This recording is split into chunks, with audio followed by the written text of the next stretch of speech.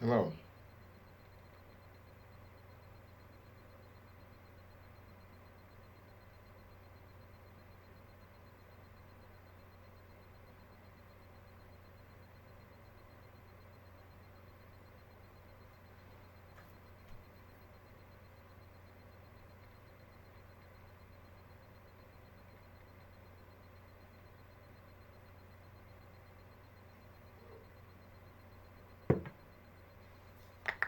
Sorry I'm late, guys. All right. I want to go over the conditional probability today. Uh, I'm reckoning a lot of people will join. We're just having a little trouble setting things up. All right. Well, this is the final conditional probability is conditional probability. Conditional probability is the probability that something else is going to happen, given that something happened first. All right. So, if the banana peel slips on the floor, then chances are I'm going to slip on it. Right? It's conditional upon the banana peel falling on the floor. So it says which situation. So with that in mind, we're gonna go back and go to JMap sheet S.CP.A.3. All right, this is a sheet that I did go ahead and upload and made do for you guys on Friday. Right, so this deals with the conditional probability. All right, so which situation best describes conditional probability? All right, so in the first problem, let's just see what answer goes over the definition I just gave. All right, so it says find the probability of an event occurring two or more times. Not really. No. Find the probability of an event occurring only once. No, not really. Find the probability of two independent events occurring at the same time. Um, Not really. Finding the probability of an event occurring given an event had already occurred. Four seems like the logical answer by far. All right. Two says Sean's team has a baseball game tomorrow. He pitches 50% of the games. There is a 40% chance of rain during the game tomorrow. If the probability that it rains gives given if the probability that it rains given that Sean pitches is 40%, it can be concluded that these two events are, well, they're not dependent upon each other. Obviously, he still has a 40% chance regardless.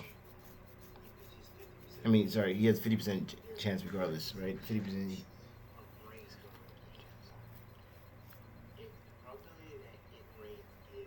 Yeah. Sorry, he has a 50% chance of pitching regardless. So it actually has no effect on each other at all. All right. So these two events are independent of each other.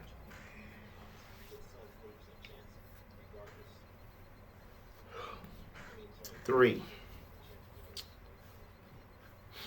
Stop me from going too fast, guys. All right. Just let me know who's here too, so I can give participation credits. Let's see, Andrew. I guess you're here or not here. I'm not sure. A bag contains five green gumdrops and six red gumdrops.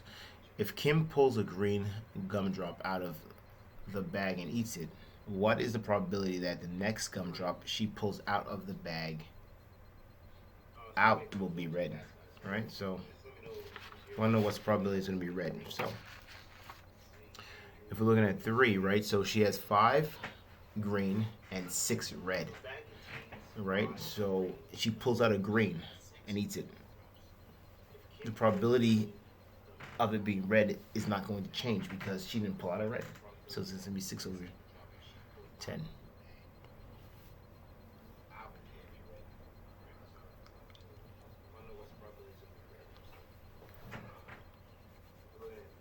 Four. Gabriella has 20 quarters, 15 dimes, 7 nickels, and 8 pennies in a jar. After taking 6 quarters out of the jar, what will be the probability of Gabriella randomly selecting a quarter from the coins left in the jar? Right? So if we look at question 4, we see a different set of probabilities, right?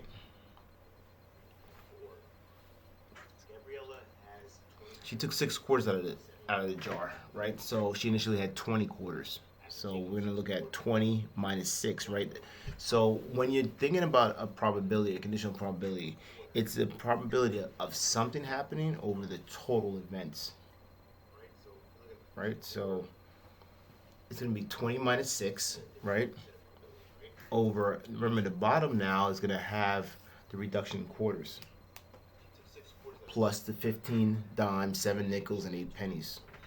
So it's going to be 20 minus 6, which is 14 over 14 plus 15 plus 7 plus 8, which is essentially 30 plus 14, which is 44.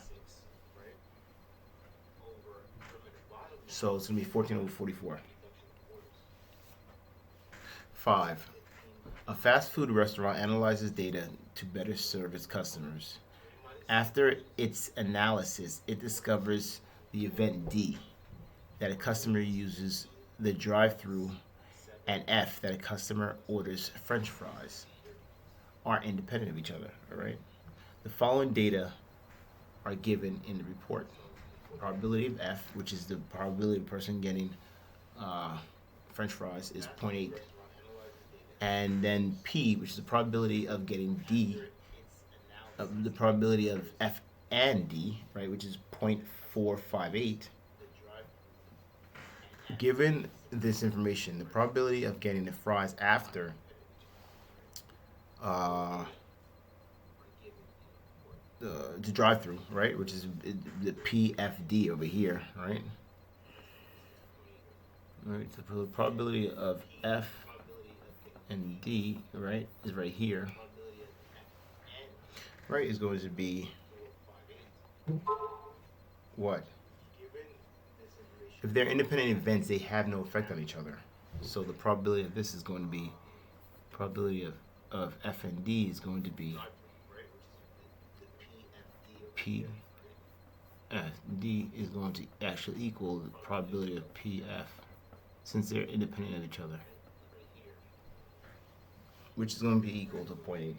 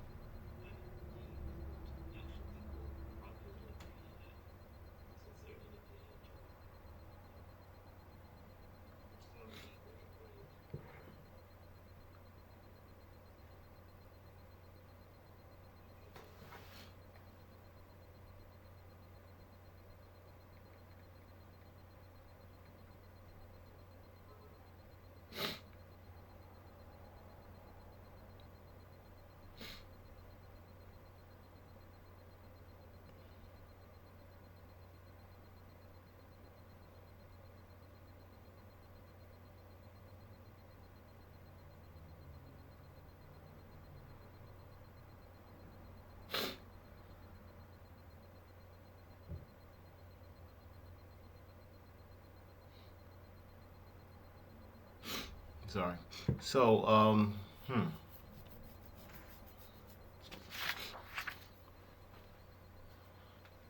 this is pretty straightforward stuff, guys, right? I mean, I don't know if I have to spend much longer on this. This is really easy stuff because I don't want to give it away the entire farm. Just the probability of the conditional probability is the probability of one thing happening after another thing has happened. Um, if um, if if you have any questions, guys, don't hesitate to ask me. All right? I'm not sure how many people are still left in this live stream, but for anybody looking at this later on, this is straightforward stuff, right? All right. So if there's no other questions, guys, I'm going to end this session a little bit earlier. Right? We did about 10 minutes, but if anybody has any questions, Andrew, ask me. So it's good to get into the live stream. That's the reason why I stopped doing it every single day, because I just wanted to make sure that people would, come when I do hold it. But, I don't know how well that's turned out to be. Any other questions? So then I'm going to end this live stream, guys. All right. Please complete the worksheet by Friday. I know Justin had just sent me a question on this. It's due Friday, but I also gave study.com assignment that's due Friday, and I'll probably give another study.com assignment tomorrow, too. All right, and then again, there's going to be another live stream on Thursday. All right, where we'll go over the sheet and probably another one.